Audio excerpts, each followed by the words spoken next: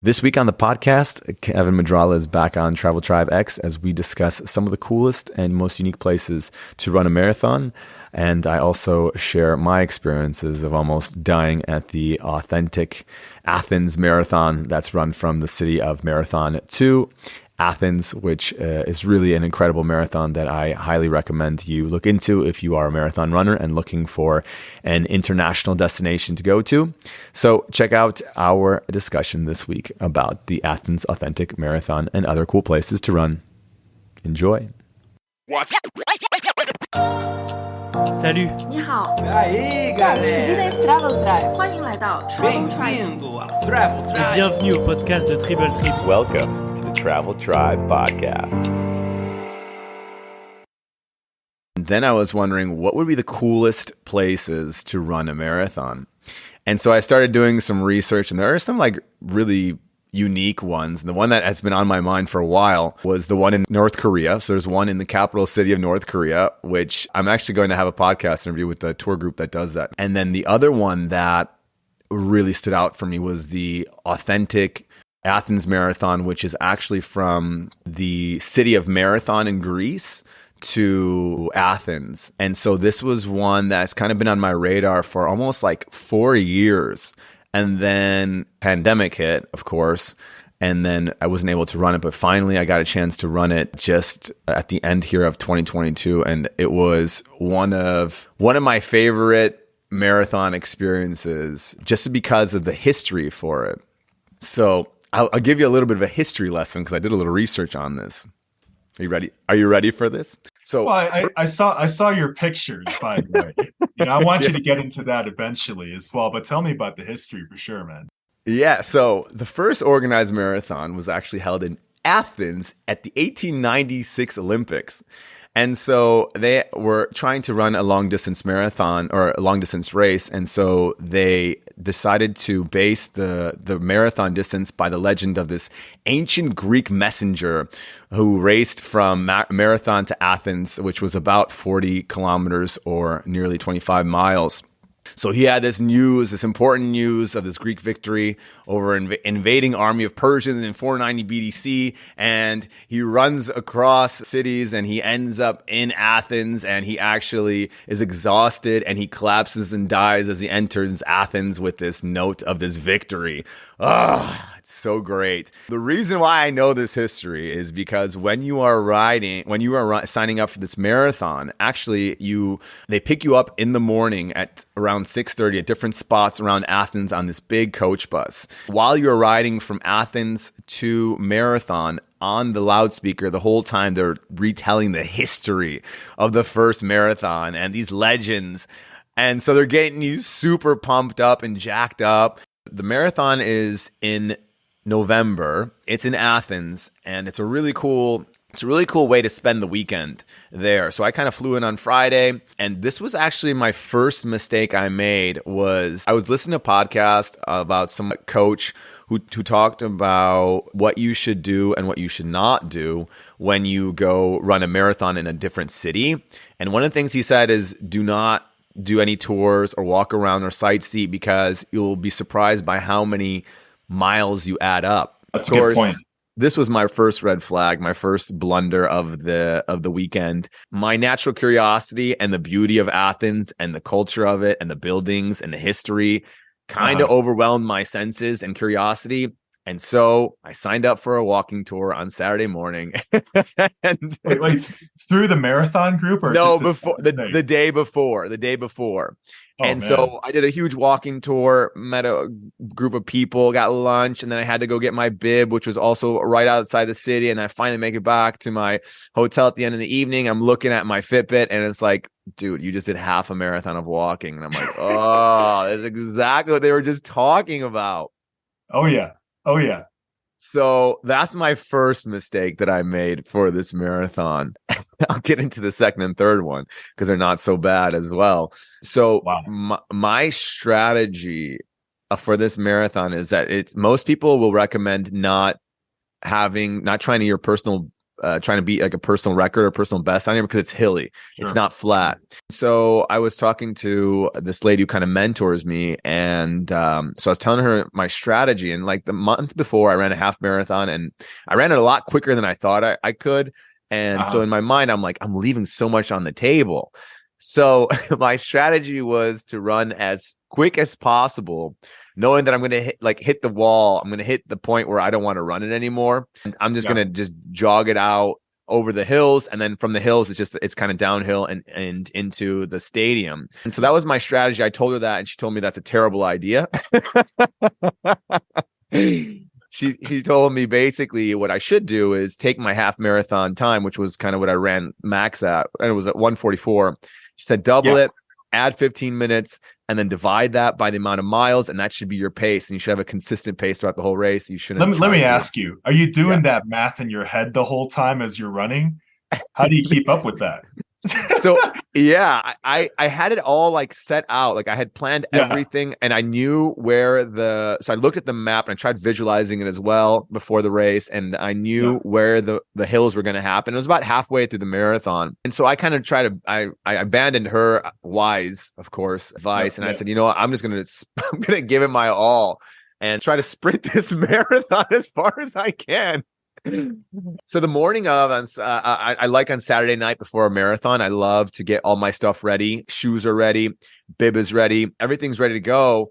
And then the second advice that the podcaster had said was, don't wear anything different on the day of your marathon, because you don't know how your body might react. Because since you're moving up and down so many times, for example, say you put on a new t-shirt or a new, I don't know, like for example, I had an armband, it'll like cut through your skin and you'll chafe or you'll bleed. And I decided to once again forego that advice because I really wanted to run this thing in this Spartan outfit. Backtrack to my first marathon in Warsaw, and you can run for a charity. And I ran for this charity called Spartański Dom, which is like the House of Spartans. And what they do is they race marathons in these Spartan outfits, you know, the whole Spartan helmet and, you know, the cape and the spear. And so I went into this. I'm like, this is the perfect place to use this costume. I was like, this is what I'm going to wear, even though I've never worn it before. While I was practicing, that was like second little blunder. But anyways, I had that ready to go. And I had it packed in my bag. And on Sunday morning, as I mentioned, there are pickup stations throughout Athens at like the main spots. What they do is there's thousands of runners, and so they bus you out in coach buses out to the city of Marathon.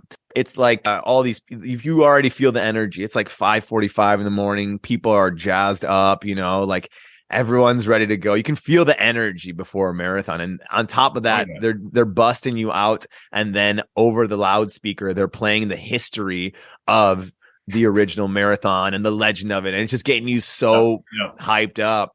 And I meet a guy on there who's run a couple of these, and he was giving me advice. He's like, the hills are going to destroy you more than you think they're going to destroy you.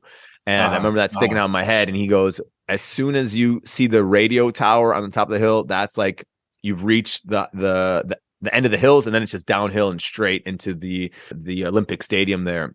So I get off the bus. And there's thousands of people. I think there was like 7,000 or 8,000 runners, I believe.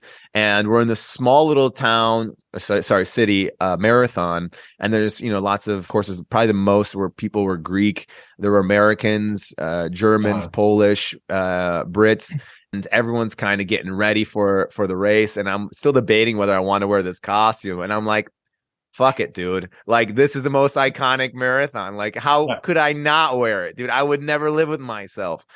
You showed up to the start of the race in the full outfit as well. No, I didn't. I had my normal running stuff. I had this in the bag because I was debating. And I'm like, I shouldn't wear something new. And then I said, no, dude, I got to. Like, I don't care about the time. I just want to make sure that this is a memorable experience. And I shit you not, as soon as I put on this outfit, I mean, like, instantly, it was like paparazzi sprang out of nowhere. I'm not joking. Like 6-7 camera crew from the marathon or from the city. they all came by and just started snapping pictures. And at first I was like a little bit nervous. I'm like, oh, I feel a little bit intimidated. But then all of a sudden I was loving it. I'm like, oh, I'm flexing. Right. I'm enjoying Well, let me ask it. you, were you the only one in that outfit? Oh, yeah.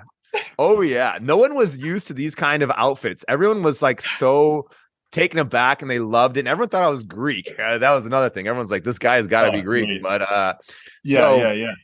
All these Greek people were talking to me in Greek. They're like saying something. I'm assuming like, oh, what a great idea or whatever. And then everyone wanted to take selfies and videos. I must have taken like 200 selfies. The funny thing about the pictures was that because of the technology they use for pictures, they use like face recognition system.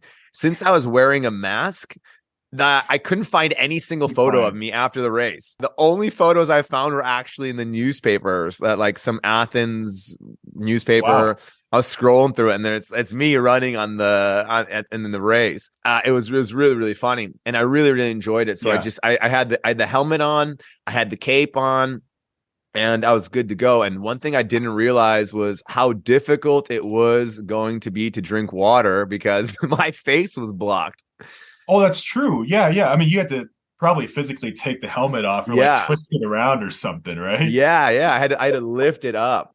So that was kind of a thing I didn't suspect. And then, of course, the cape got really heavy because they're long one that reached down your ankles, and it was like, soaked. And then it would like go in between my legs and all over the place. So definitely not the most comfortable running material, but for the gram, for the shits and giggles, definitely worth it. But for where you were running too, it only made sense. I'm surprised you were the only one that you saw in that outfit, given that you were in Greece as well. Yeah. No one else had it, and so that's why everyone was so surprised by it. And so I got those feelings again once we were starting the race of that, like the emotional experience of like, man, I've been preparing for 4 or 5 months for this. I've been wanting to do this for 4 or 5 years, and it's starting to kind of like hit me right before the gun went off. And then as soon as it went off, it was the coolest thing because you're running, and then you see the highway sign because you're running on the roads. And it's saying like marathon, you're in the city, and then it's like the highway signs are pointing you towards Athens. It's the coolest thing. And on the left side, you got the sea, and there's all these people that are along the route cheering you on. They have like olive branches that they're giving you to grab and run with. And so it was just so memorable, this beginning. And I was feeling, of course, this hype and adrenaline rush. And this is like third blunder was I just was so hyped, and I just went right out of the gate, and I was just passing people. And it wasn't until those hills that, ooh, man, they got me, and they got me good. And I think that I've run marathons before, but never with a hill. And once I hit those, man, my legs were just shredded. And there was just like moments where nothing left in the tank. And I'm like, gosh, this sucks. And I remember it was the most difficult one I've run because I just really, really didn't want to keep running. Like I was done. Yeah. Let me ask you, like people do underestimate running hills, right? Like I get to do a whole lot up here in Colorado. You can even see it in my background. This is basically what I run in. A lot of people underestimate it. Beforehand, did you study the course at all? I'm sure they had the maps up on the website and all that. Did you measure, or did they tell you what the overall elevation gain was going to be like? How did you even prepare for it? Yeah, that's a good question. I actually first found out from my mentor who told me like she researched and she's like, hey, there's hills there, right? And I was like, hills, schmills. But then like 2 months like before the race, I'm like, hey, like if I'm going to do this and I'm flying out all this way and I'm paying all this money, I might as well do it right. And so I was running up and down hills here. And then I also went on a trip to Turkey, and I did a lot of like running up hills there as well to kind of get ready for that. Cause it's a different beast, So I did that, but I still think afterwards I could have done a lot more of running up the hills. And I studied the race map as well to see where they were at, because they were at the halfway point. So it was kind of mentally I was preparing myself for that. And then I forgot specifically how many miles it lasts for, but the last part is downhill. So my whole mindset was like, just get past the hills. Don't worry about the time on the hills. Just get past them. As long as you keep moving forward, the rest of it will be okay, because then it's just downhill. Yeah, but it's true. But because I'm like not the smartest person at times, and like I feel like I don't try to, but I don't think about future Jordan at times. What I did to add a little bit more pressure, because my goal for this marathon was to get 4 hours. And so what I was thinking was, okay, optimal time, if like everything goes great and I follow the same pace that I had, at my half marathon, 3:45, with the hills. Goal would be great if I could get under 4. Absolute disaster is 4:20. Like I need to get it on 4:20, and I'll tell you why it was 4:20. Because I had to light up that blood. No, joking. You'd be on a different planet. Yeah, I'm just joking. My goodness. Yeah. But when I was buying my airplane tickets, I made it so I would leave that evening and come back to Warsaw that night. And so I had to run that race in 4:20 to catch the train to make my flight, which still would have been a 50-50 chance if I ran it in 4:20, but I wasn't expecting to run 4:20. So I also thought, hey, this will be some added pressure for me not to be a little bitch on the race. And I'll be like, well, I have to run this in a certain amount of time. And so that's what I was thinking like 3 months prior when I was booking the flight. But then during the race, I hated myself for it. I'm like, God, I don't want to pay another $500 for a flight if I miss this. And so I pushed through. And one of the most memorable parts of this whole race was the finish line. So when you are finishing, it's like this, they shut down this little street and you finish in I'm not sure if I'm going to pronounce it right, the Panathenic Stadium. And Close enough. Yeah, hopefully that's right. And it's like the historic Olympic Stadium, and it's beautiful. It's made out of stone. It's all closed off. There's a DJ in there. There's thousands of people. And when I hit this, I was like, oh, this was like the snapshot in my mind that I will always remember during this race was hitting this final. It's like a small, tiny little street line with thousands of people. And then you get into the stadium. There's a finish line there. The DJ's playing. They're blasting music. And I crossed the line at 4:20. And I'm like, oh, shit. I have no time to celebrate. I have no time to rest. I'm absolutely exhausted. And so I have to keep running because I have to catch my flight. That's a whole lot of pressure, Jordan. Yeah. Wow. So I keep running past the track, around the curve, slight jog. I'm not like sprinting because I'm dead. And then I collect my medal, I collect my bag, and I'm running still in the Spartan outfit towards the train station. And I get to the train station, barely make my train with like 1 minute to go, still wearing the Spartan outfit, and I'm exhausted. And I'm like, gosh, as soon as we hit this airport, I have to run through it to make my flight because it's a 50-50 chance I make it. Because I had like 45 or 50 minutes to make the flight and get through security. And so I get into the airport. Finally, like in the security line, I finally take off the helmet and unpin the bib, and everyone just like looking like, what's wrong with this guy? Does he just dress up like this and come to Athens and role play? Like, like I look like a guy that you would want to pull over in security and be like, this guy is not, of course, suspicious. Yeah, this guy's visibly suspicious, should not be on a flight in the air. He's trying too hard to look Greek. Yeah, he's like 3,000 years out of context.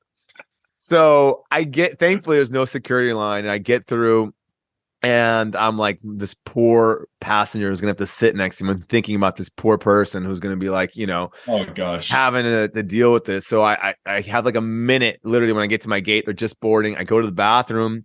I take the whole Spartan outfit off.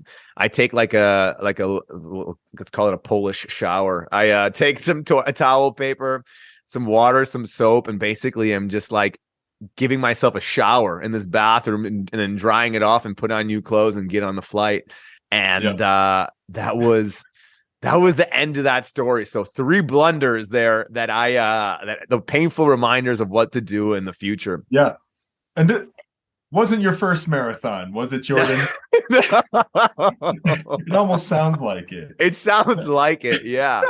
So lessons learned is one, definitely do not do any tours or walking tours the day before. Like, take it easy, just rest, enjoy the city, kick back. There's no reason to be adding all that unnecessary steps and energy wasted.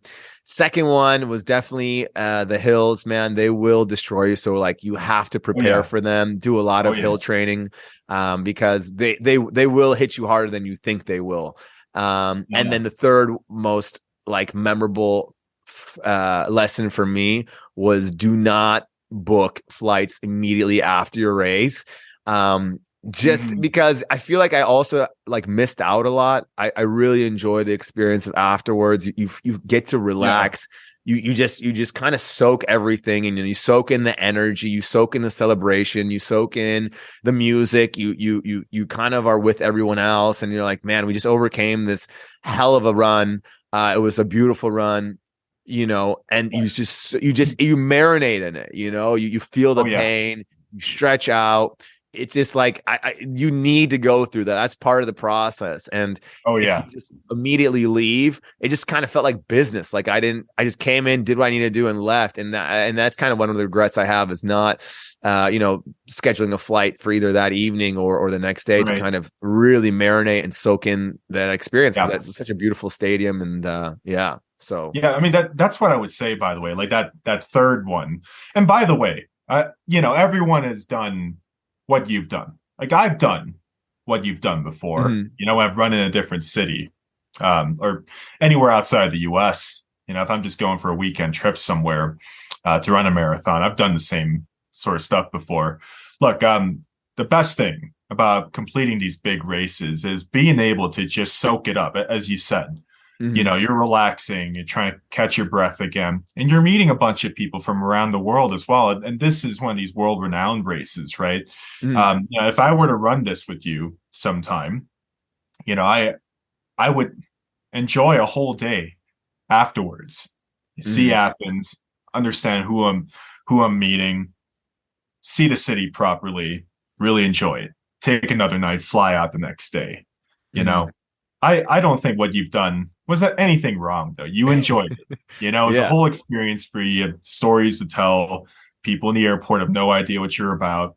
Probably an American guy, they thought, one of these classic Americans in the airport, blah, blah, blah.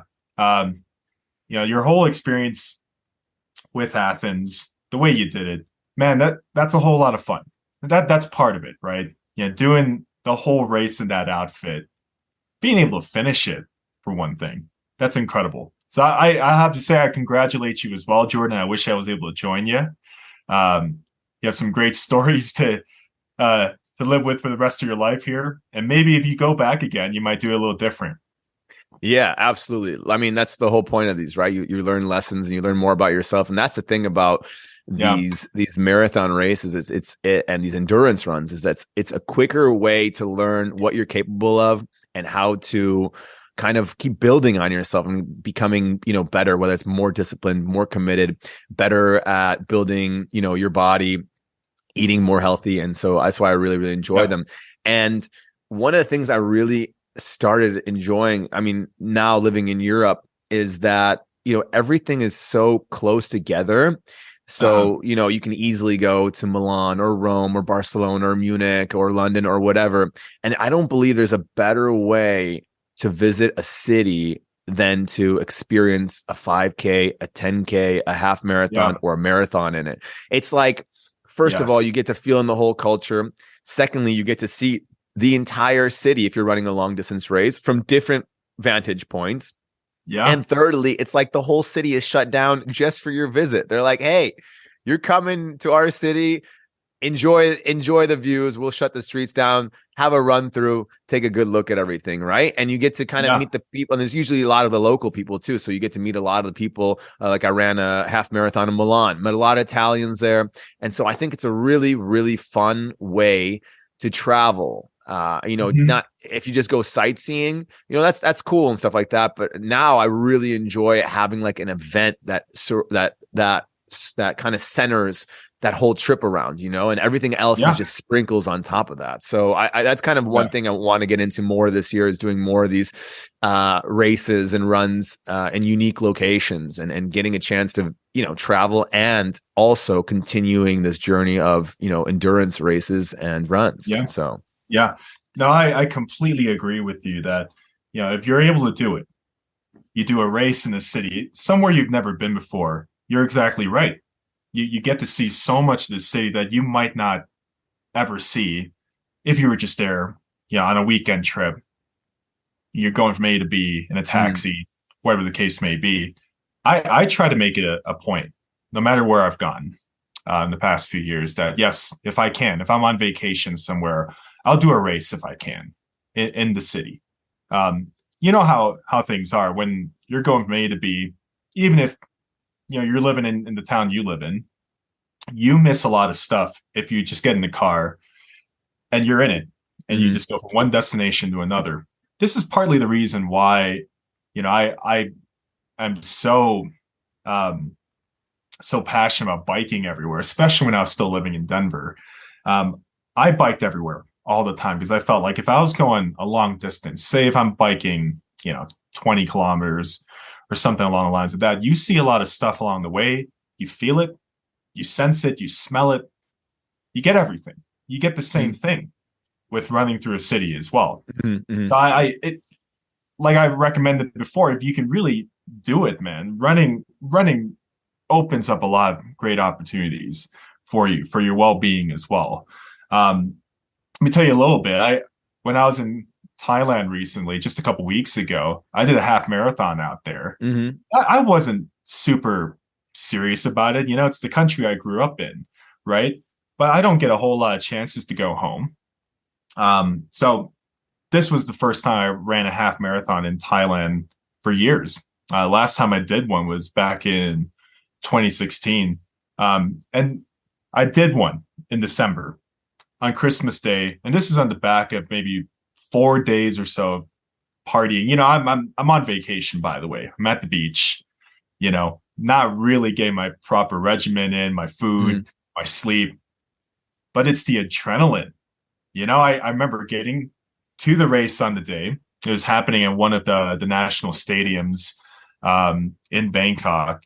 And you go through one of the back roads, basically. Um, for about 10 kilometers out, you circle around, come back. I didn't feel the hangovers at all. I didn't feel the lack of sleep. Once the race starts and you're at the start line, bantering and talking to other people, you don't feel a thing. I'm Did on you fumes basically, and I'm thinking like, you know what? I'm in my city for the first time in a while. I try to go back once or twice a year. I signed up for this thing. I told people I was going to do it. I'm gonna do it. Yeah. And I saw a part of Bangkok I've never seen before. Yeah. Got a time I was really, really proud about actually. And mind you, I was running at sea level too.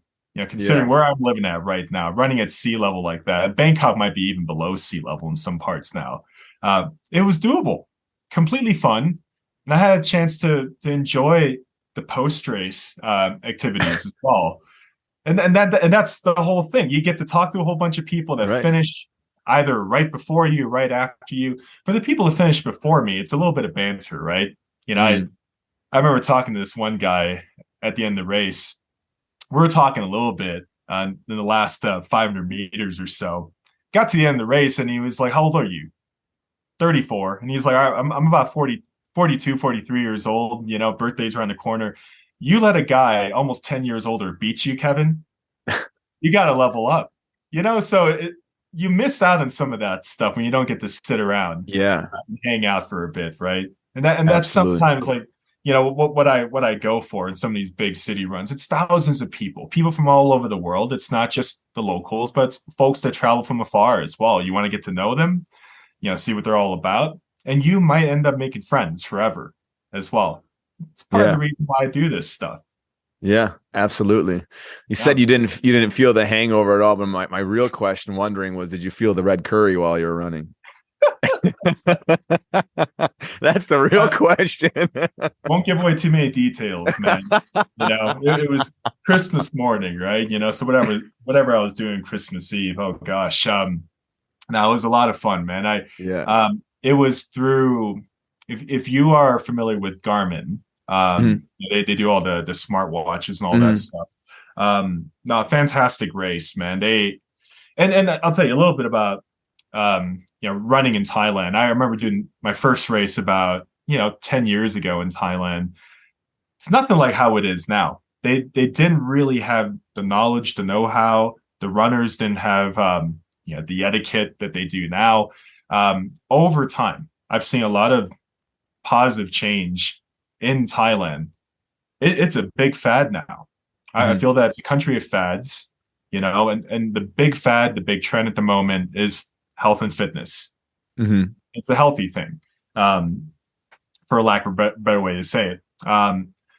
So what I'm trying to do next in Thailand, and I want to hear your thoughts on it as well. What I'm trying to do next, I have the time for it, is to graduate from these half marathons or marathons that I would do when I go overseas and actually do one of those crazy ultra marathons up in the woods. There's a few that I'm eyeing out that would happen in northern Thailand, for example, that would take a day or two to complete. That's kind of what I'm looking at the moment, just to level up a little bit. Whoa. I'm curious, with you. I mean, that's my thing, right? But with you.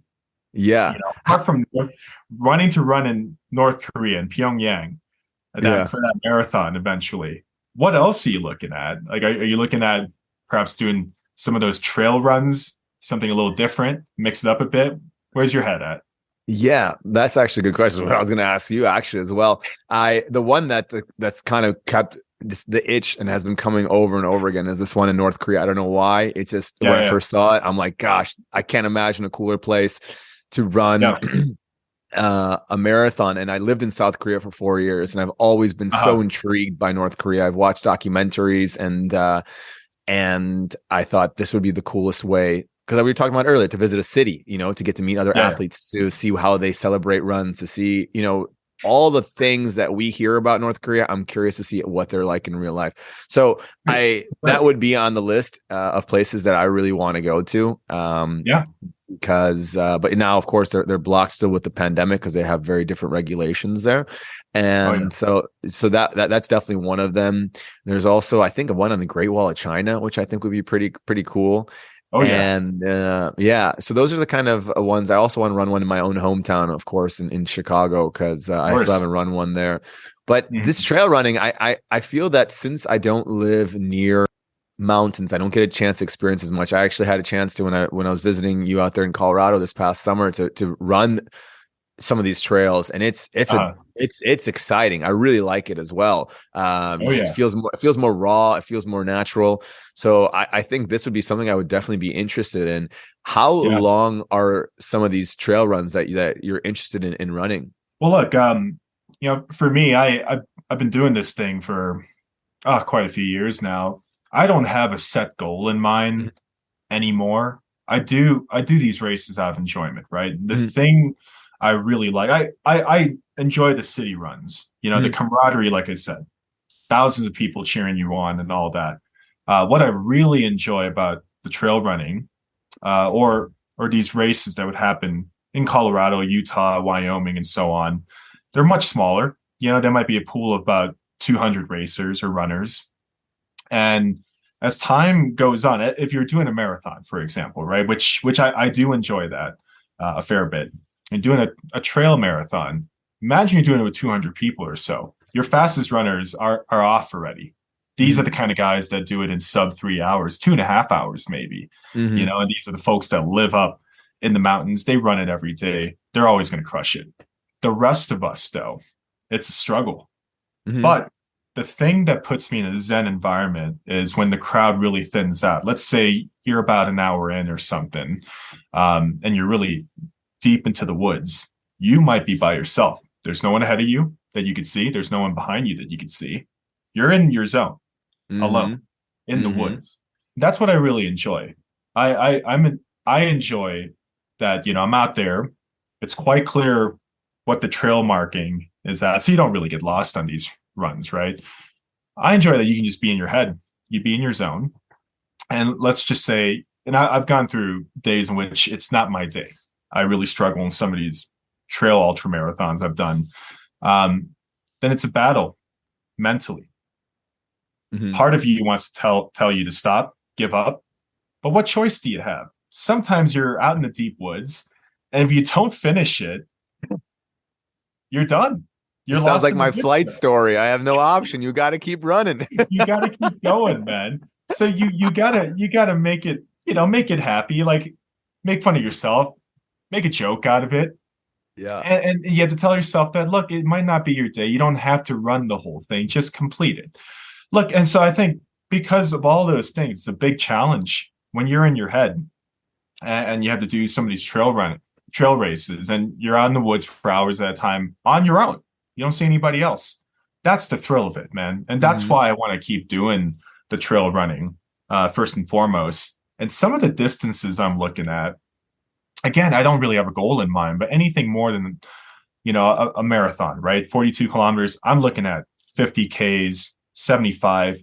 A goal of mine is to eventually do 100. I tried this a couple of years ago in Texas in September. And I would say this is about 2 years ago, so during the pandemic or so. But my girlfriend, Andy, and I showed up, no crew, for this trail race in Texas, 100K. Sounds like David Goggins' first story when he runs no crew. Yeah. I got Peter Light and crackers. And everyone else doing the 10K has a crew. They all have a crew. They have a team of people, and it's basically loops you have to do, right?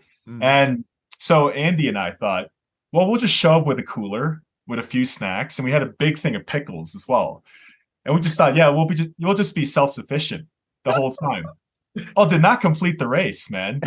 Did not do, I think people felt bad for us, I got to about 75K, and I thought, I think that's enough. It's a bit hot. And the crazy thing was, it's Texas hot. So it's hot outside when you're not in the trees, right? Completely hot outside when you're fully exposed. Even I remember being in the trees, even hotter, man. Like, it's like being in an oven. A goal of mine is to go back to that race eventually and do it properly with a crew, do the full 100 kilometers, and just get it done. See how I feel afterwards. And if I have the strength to keep doing such things, then I'll do another one, even better. Then another one, longer distance, just to try, see what I'm capable of, And I think with those kinds of races, it's really a mental game. Yeah. 100%. I think it'd be interesting to, for me, when I first started, 5K, 10K seemed like a lot. Now that I run a marathon, 5K, 10K seems like a normal, small run, like a short warm-up run for me. Oh yeah. And I'm curious if once you run these long distances of 100 kilometers, if you're going to view marathons in that way, marathon, that's a warm-up, I'm curious if you change the field goal post, it just keeps moving back where, you start doing these crazy longer runs, and that's what happens. And I'm also interested, you kind of mentioned these trail runs, and it sounds like something you're really interested. How would you compare them to city runs? Is there anything that really stands out when you think about these trail runs compared to the city runs? Yeah. Well, I'll answer each of those at a time. That with the trail running, there's a lot more obstacles. One of my favorite races out here, I'll call out two of them. They're both technically trail marathon distances. They're a little more than a marathon, right? So in that sense, it's an ultra. But if it's a kilometer more, I don't really count it personally. It's still just a trail marathon to me. So these two races, one happens in Fort Collins, which about an hour and a half north of Denver. Another one happens in Salida, Colorado. And with these courses, you're kind of out there. You're out there, maybe in the woods, maybe in the desert. But with these 2 races, you're basically going through 5 different kinds of terrain, and you're going uphill a lot. Some of them, it depends on the season as well. There might be a water crossing, so to speak. So you're running through a whole bunch of different kinds of terrain, and that's another test in itself. Now, the Fort Collins one that I'm talking about, I remember doing it for the first time years ago. I'd say 2017, 2018, perhaps. I twisted my ankle on a rock within the first 5 kilometers, and I had another, like 80% of the race to go. And that in itself, it just taught me a lot, man, that you need to pay a lot more attention. You can't just show up and just do this thing, right? You have to pay attention all the time. I don't listen to music when I'm doing these races. I know for some people it helps with the rhythm, helps with pacing and all that. For me, I don't listen to music to pay attention to my body, how I'm breathing, my form, what I'm running on, making sure I don't twist my ankle or whatever the case may be on the terrain. I think that alone, the challenge of going through different kinds of experiences in a short span of time, that's way different from what a city race can offer you. Yeah. I'll have to try that. I have to add that to my bucket list of races, because it does sound like a very unique experience. And it kind of seems like you're a little bit more in tune with nature, and because of the natural elements that you're running in. All right, man. Well, I think we're going to end that with that. And if you haven't done one yet, add it to your bucket list, a marathon. And if you haven't done a trail run or a trail marathon, add that to the list as well. Kevin, thank you so much for joining us today and sharing your experiences and insights and stories. I really enjoyed it. And hopefully we get a chance to run soon. Well, that does it for this week's episode of Travel Tribe Podcast. Join us each Tuesday as we release new episodes with great adventures. Until then, remember, the most dangerous thing you can do in life is to play it safe. Stay adventurous.